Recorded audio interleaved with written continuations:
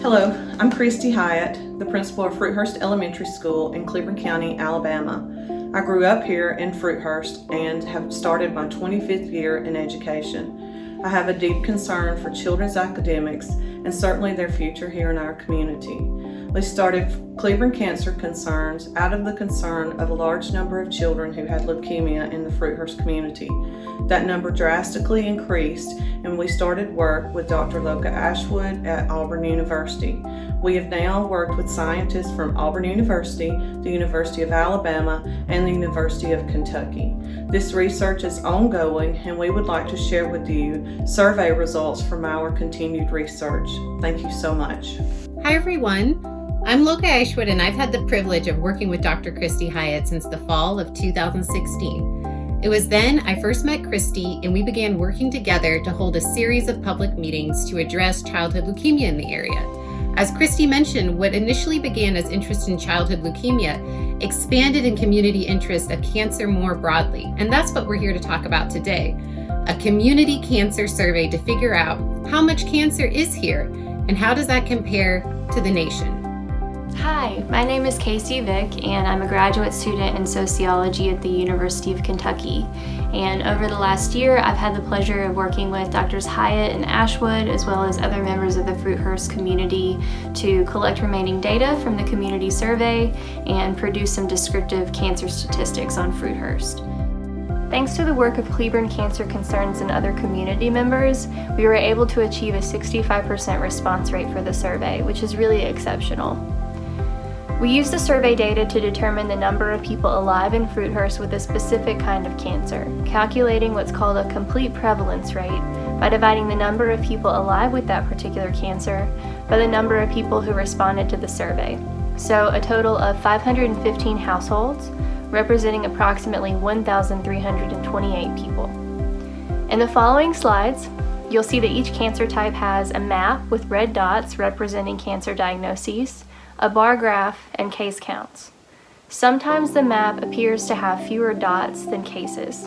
This happens because we've zoomed out far enough to protect privacy, or just because there's more than one case at the same house. In the bar graph, you'll see a red bar representing the Fruithurst Elementary School District rate, and a black bar representing the U.S. estimate if we have one. There was one reported alive case of bladder cancer and 2 reported cases of people no longer living, and the Fruithurst Elementary School District rate is lower than the U.S. rate. For bone cancer, there was 1 reported alive case and 3 reported cases of people no longer living. The local rate is about 4 times higher than the estimated national rate. For brain cancer, there were 4 reported alive cases and no reported cases of people no longer living, and the Fruithurst rate is about 6 times higher than the estimated national rate. For breast cancer, there were 18 reported alive cases and 12 reported cases of people no longer living, so there appear to be many people affected by breast cancer, but in comparison to our estimated national rate, this appears to be only slightly higher locally. For cervical cancer, there were 10 reported alive cases and 2 reported cases of people no longer living, so the Fruithurst rate is about 8 times higher than the estimated national rate. For colorectal cancer, there were 21 reported alive cases and 9 reported cases of people no longer living.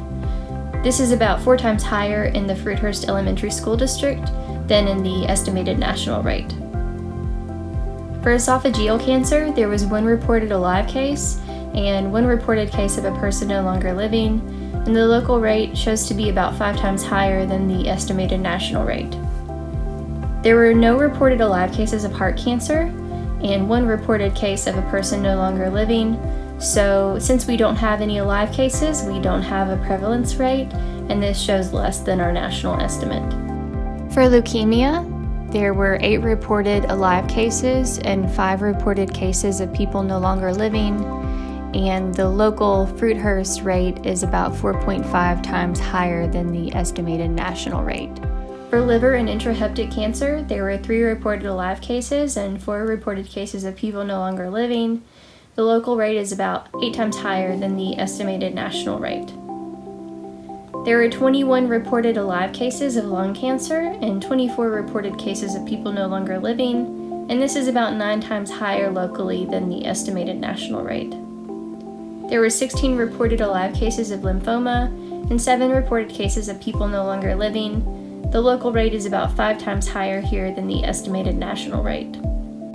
For melanoma, there were 34 reported alive cases and 6 reported cases of people no longer living, and this local rate is about 7 times higher than the estimated national rate. For oral and pharyngeal, there were 5 alive cases and 2 cases of people no longer living, and the local rate is about 3 times higher than the national estimate. For ovarian cancer, there were 5 reported alive cases and 3 reported cases of people no longer living, so the Fruithurst rate is about 5 times higher than the estimated national rate. For pancreatic cancer, there were 2 reported alive cases and 1 reported case of a person no longer living, and this is about 6 times higher in Fruithurst than the estimated national rate. For prostate cancer, there were 12 reported alive cases and 4 reported cases of people no longer living, and this is just slightly less than the national rate. For stomach cancer, there were 6 reported alive cases and 4 reported cases of people no longer living, and the Fruithurst rate is about 13 times higher than the estimated national rate. For testicular cancer, there were 2 reported alive cases and 0 reported cases of people no longer living, and this is almost double the estimated national rate. For thyroid cancer, there were 2 reported alive cases and no reported cases of people no longer living, and this shows to be less than the estimated national rate. We also had some cancer types without national data for comparison, and those included the following.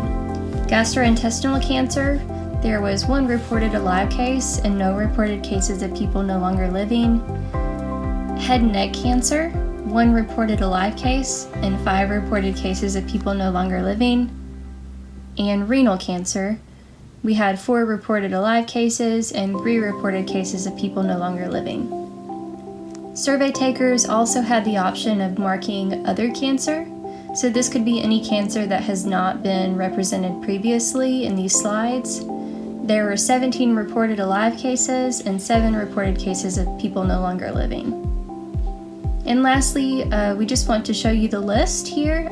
In Fruithurst, the cancer rates that are higher than our national estimate will include those listed here. So those are bone, brain, breast, cervical, colorectal, esophageal, leukemia, liver and intrahepatic, lung, lymphoma, melanoma, oral and pharyngeal, ovarian, pancreatic, stomach, and testicular. As you consider these results, remember that we determined these cancer prevalence rates based on the number of households who responded to our survey, those 515 households. Remember then that 276 households did not respond. Those are our non-respondents. It's possible that those non-respondents are less likely to have cancer than those folks who did respond, what we sometimes call a non-response bias. As you can see, the cancer rates in Fruithurst, Alabama are extremely high. Most cancer rates in Fruithurst are much higher than the national average. What started with 4 young males and a leukemia diagnosis has quickly grown into a wealth of research in Fruithurst. Cleveland Cancer Concerns is thankful to have Hearts, a local charity group that can help cancer patients. If any resident needs a free water filter, please contact me through the Cleveland Cancer Concerns website. Please also reference that website for additional information about this research. Thank you.